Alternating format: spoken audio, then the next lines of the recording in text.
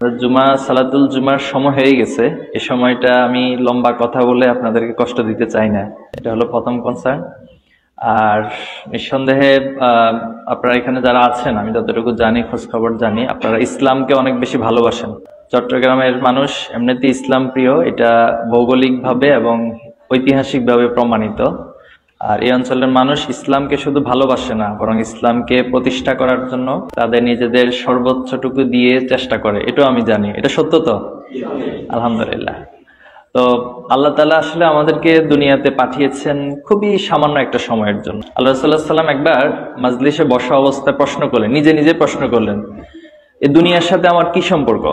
তো আল্লাহ রাসূলুল্লাহ সাল্লাল্লাহু আলাইহি ওয়াসাল্লাম আবার নিজেই সেটার উত্তর দিচ্ছেন, যে দুনিয়ার সাথে সম্পর্কটা একটা উদাহরণ দিচ্ছেন। কোন একজন পথিক অনেক দূরবর্তী জায়গায় সে তার লক্ষ্য পৌঁছাবে। তো মরুময় অঞ্চলে এই দূরবর্তী জায়গায় যেতে যেতে হঠাৎ একটি গাছ পেল, গাছের নিচে কিছুক্ষণ ছায়ার মধ্যে বিশ্রাম নিল। এই বিশ্রামটা তো খুবই সামান্য সময়ের জন্য নিয়ে থাকে। এই বিশ্রাম নিয়ে সে আবার তার লক্ষ্যে পৌঁছার জন্য সেদিকে ধাবিত হয়, সেদিকে রওনা করে। রাসূলুল্লাহ সাল্লাল্লাহু আলাইহি ওয়াসাল্লাম বলতেছেন যে এই দুনিয়ার সাথে আমার সম্পর্কটা ওই পথিকের গাছের নিচে বিশ্রাম নেওয়ার মতো কিছু সময়ের মতোই। তো এই দুনিয়াতে আমরা আসলে কেউ থাকবো না, আমাদেরকে চলে যেতে হবে। আল্লাহ তাআলা আমাদেরকে সৃষ্টির একটি বড় উদ্দেশ্য যেটি বলেছেন যে ওমা খালাকুল জিন্না ওয়াল ইনসা ইল্লা লিয়াবুদুন, আমি মানুষ এবং জিনকে আমার গোলামি করার জন্য। এই গোলামির সংজ্ঞাটা আমরা মানুষ হিসেবে, আল্লাহর গোলাম হিসেবে অনেক সময় ভালো করে বুঝতে পারি না। যে গোলামি মিন্স হচ্ছে আল্লাহ যা বলেছেন সবটুকুকে মেনে নেওয়া। এমন না যে আল্লাহ কিছু বলছেন কিছু মানলাম, আবার কিছু বলছেন কিছু মানবো না, সেটা এরকম না। আল্লাহ তাআলার পক্ষ থেকে নীতিমালা হচ্ছে মা আতাকুমুর রাসূল ফাখুযুহু ওয়া মা নাহাকুম আনহু ফান্তাহু। রাসূলুল্লাহ সাল্লাল্লাহু আলাইহি ওয়াসাল্লাম তোমাদের জন্য যা নিয়ে এসেছেন তোমরা কোনো ধরনের কোশ্চেন ছাড়া, কোনো ধরনের প্রশ্ন ছাড়া সেটা গ্রহণ করো। রাসূলুল্লাহ সাল্লাল্লাহু আলাইহি ওয়াসাল্লাম তোমাদেরকে যা নিষেধ করেছেন সেটা থেকে তোমরা বিরত থাকো। তো অতীতের যারা নবী আলাইহিস সালামের সময় যারা উম্মত ছিলেন, এরা একটু দুষ্ট ছিল। এরা দুষ্ট কেমন? এদের কাছে যে কাজগুলো ভালো লাগতো এরা সে কাজগুলোকে কিতাবের মধ্যে রাখতো, আর যে কাজগুলো এদের কাছে পছন্দ হইতো না, একটু কষ্ট মনে হইতো, এরা সেই কথাগুলোকে, সেই আয়াতগুলোকে বিলুপ্ত করে দিত। কিন্তু কোরআনের একটা মুজিজা হলো, কোরআনের মধ্যে কেউ হাত দেওয়ার ক্ষমতা নাই। আছে কারো একটা শব্দ এখান থেকে বিলুপ্ত করার ক্ষমতা আছে? যদি থাকতো সেটা অনেকে করতে পারতো। এই জন্য এই কোরআনের প্রত্যেকটা শব্দ, প্রত্যেকটা হরফ, প্রত্যেকটা বাক্যকে হেফাজতের দায়িত্ব আল্লাহ তাআলা নিজে নিয়েছেন। এটা কোরআনের একটা বড় মুজিজা। এই কোরআনকে কেউ বিলুপ্ত করতে পারে না, কিন্তু সমস্যা হলো কোরআনের আমলকে বিলুপ্ত করে দেয়। কোরআন কিছু মানে কিছু মানে না। এটা চমৎকার একটা আয়াত আল্লাহ তাআলা বলতেছেন যে আফাতুমিনুনা বিবাদিল কিতাব ওয়া তাকফুরুনা বিবাদ, যে তোমাদের কি হলো, তোমরা কিতাবের কিছু অংশকে মানতেছো আর কিছু অংশকে মানতেছো না, অস্বীকার করতেছো, কিছু অংশকে খুব চমৎকার ভাবে এড়িয়ে চলে যাচ্ছ। তোমাকে জুমার দিনে নামাজ পড়তে বলা হয়েছে, আলহামদুলিল্লাহ তুমি আসতেছো, জুমা পড়তেছি, কিন্তু প্রত্যেক দিনে ফজরের নামাজের জন্য বলা হয়, সেটাও আল্লাহ তাআলারই তো নির্দেশ, কিন্তু সেটা তো সবসময় করো না। তুমি জোরে মিছিল শুরু হইলে নারায় তাকবীর স্লোগান দাও, আলহামদুলিল্লাহ, এটা ভালো, কিন্তু তোমাকে তো সুদ, ঘুষ, হারাম সবকিছু থেকে বেঁচে থাকতে বলা হয়েছে, সেটা কেন থাকো না? এজন্য যেটা আমার ভালো লাগতেছে সেটা আমি পালন করতেছি, যেটা আমার জন্য একটু কষ্টকর হয় অথবা যেটা আমার দুনিয়ার সুবিধার জন্য একটু কষ্ট হয়ে যায় সেটা মানবো না। এটা কি কোনো নৈতিক মান হইতে পারে? এটা মুনাফিকি চরিত্র হয়ে যায়। এজন্য আমি আপনাদেরকে, যেহেতু শুরুতে আমার সাথে বলেছেন যে আপনারা ইসলামকে ভালোবাসেন এবং ইসলামকে প্রতিষ্ঠার জন্য নিজের সর্বোচ্চটুকু দিয়ে চেষ্টা করে যান, আমি অনুরোধ করব যে আল্লাহর বিধানের সবটুকু পালন করা।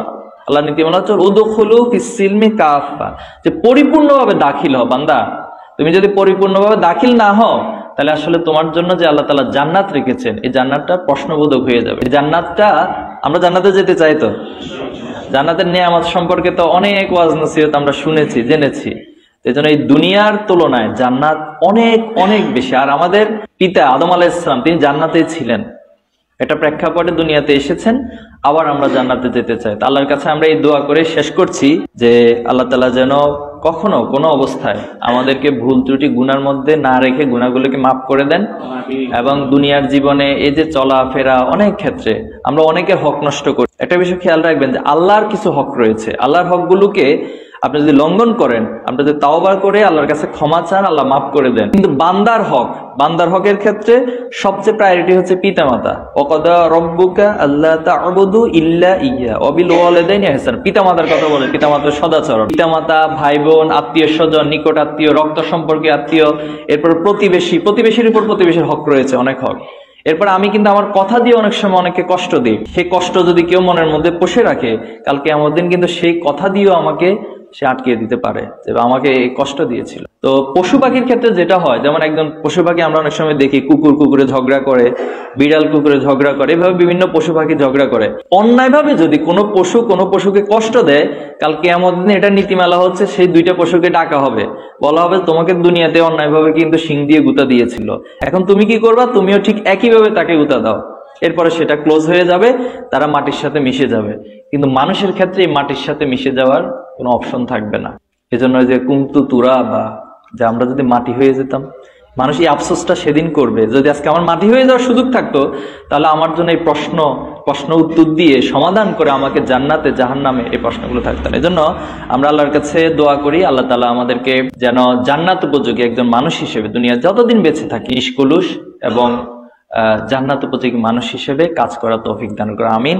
আপনাদের সবাইকে ধন্যবাদ। ছাত্র শিবিরের জন্য দোয়া আছে আপনাদের কাছে। গত আন্দোলন ছাত্র শিবির ভূমিকা রেখেছিল, সাধারণ ছাত্রদের সবাইকে নিয়ে ভূমিকা রেখেছিল। এই আন্দোলনটা আসলে ইসলামের কনসেপ্টের উপর বেসড করে হয়েছিল। এই আন্দোলনের সবচেয়ে একটা বড় বিষয় ছিল আমরা ন্যায়ের পক্ষে অন্যায়ের বিরুদ্ধে লড়াই করব।